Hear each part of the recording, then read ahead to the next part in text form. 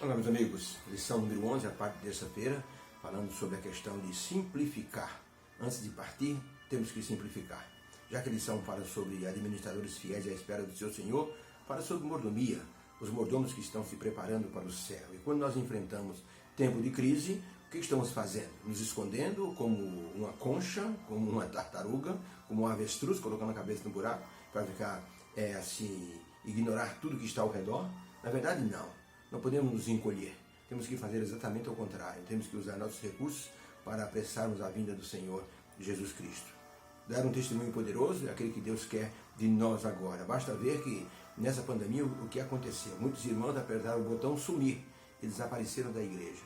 Muitos não querem mais saber da igreja. Vão a todos os lugares, menos na igreja, tá? Isso mostra que a pessoa não tinha muito fundamento cristão. Por isso, em algum momento da vida, algumas dificuldades vão alcançá-los e eles não vão ter base segura para se apoiar.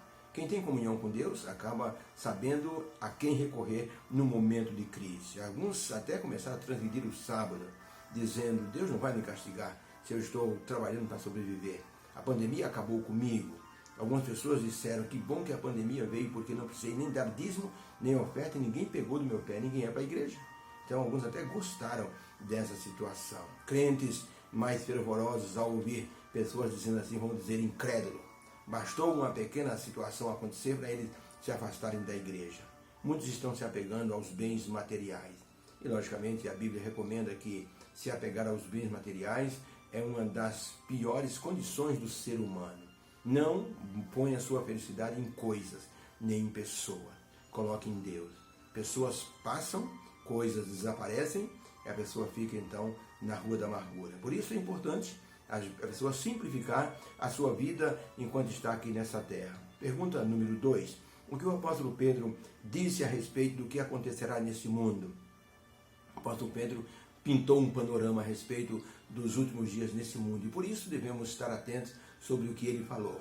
Ele diz assim em 2 Pedro 3, verso 3 a 12, sabendo primeiramente isso, que nos últimos dias sobrevirão escarnecedores, andando segundo as suas próprias paixões, e dizendo: onde está a promessa da sua vinda? Porque desde que nossos pais dormiram, todas as coisas permanecem como desde o princípio da criação.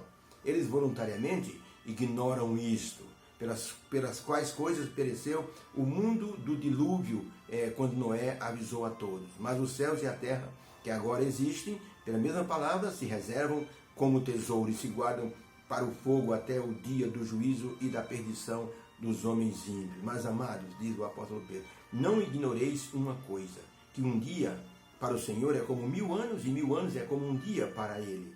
O Senhor não retarda a sua promessa, como que para alguns eles estejam assim, ficando longe. Deus é longânimo para conosco, não querendo que nenhum de nós se perca, senão que todos venham a se arrepender. Mas o dia do Senhor virá como um ladrão de noite, no qual os céus passarão com grande estrondo, e os elementos ardendo se desfarão, e a terra e as obras que nela há se queimarão. Havendo, pois, de perecer todas essas coisas, que pessoa vos convencer em santo trato e piedade, aguardando e apressando a vinda do Senhor, em que os céus logo se desfarão e os elementos ardendo se fundirão.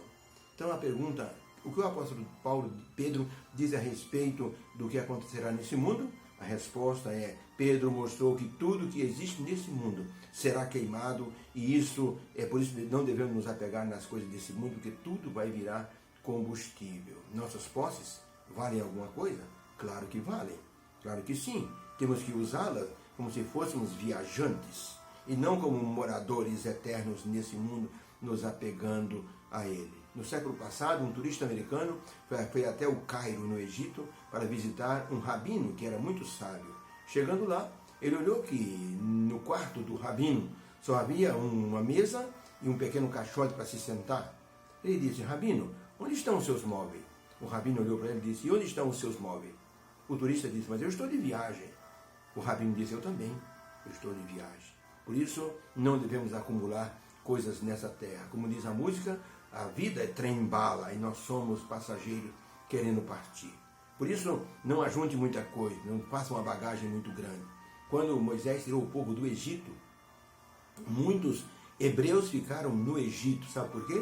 Tinham muita coisa, tinham muita bagagem. E quando Moisés os chamou para ir para o deserto, eles se olharam para suas coisas e disseram, não dá. Estavam apegados e ficaram dentro do Egito. Perderam a chance de se tornar o povo abençoado de Deus. Ellen White escreveu uma coisa em Conselho para a Mordomia, página 59, que eu gostei muito. Ela escreveu o seguinte: é agora que os nossos irmãos devem estar reduzindo suas posses em vez de aumentá-las. Estamos prestes a mudarmos para uma terra melhor, a celestial. Não procedamos, pois, como quem queira habitar confortavelmente sobre a terra, mas ajuntemos nossos objetos no espaço mais limitado possível. Já viu quando você vai viajar? O que é que você faz? Tem gente que põe tanta mala e carrega tanta coisa. Às vezes a pessoa vai passar 3 dias. Ela leva coisa como se fosse passar 30 dias. É aquele volume, é aquela briga para caber no porta-mala. Você sabe por quê? A pessoa não tem noção daquilo que vai passar. Por isso, Ellen White recomenda, diminua a sua bagagem, porque nós vamos para uma terra melhor. Não adianta querer juntar posses aqui. Se juntar muita coisa, você vai se apegar a ela e vai ficar. A mulher de Ló virou uma estátua de sal porque olhou para trás, apegada aos bens de Sodoma. Ela saiu de Sodoma, mas Sodoma não saiu de dentro dela. E por isso ela pereceu. A ideia hoje é simplifique. Vivamos à luz da eternidade. Precisamos trabalhar para o nosso sustento, para dar felicidade para a nossa família. E se Deus nos abençoar com riqueza, vamos desfrutar dessas riquezas sem aquele apego alucinado. Deus quer que nós sejamos generosos com nossa família, com o nosso próximo e com sua causa. Por isso, simplifique. Deus abençoe. Amém. Obrigado, Senhor, pela lição de hoje. Ajude-nos, Senhor, a simplificar nossa vida. Queremos ir para a eternidade, para uma terra melhor. Em nome de Jesus, amém. Beijo no coração. Tenha uma excelente terça-feira, na presença do Senhor.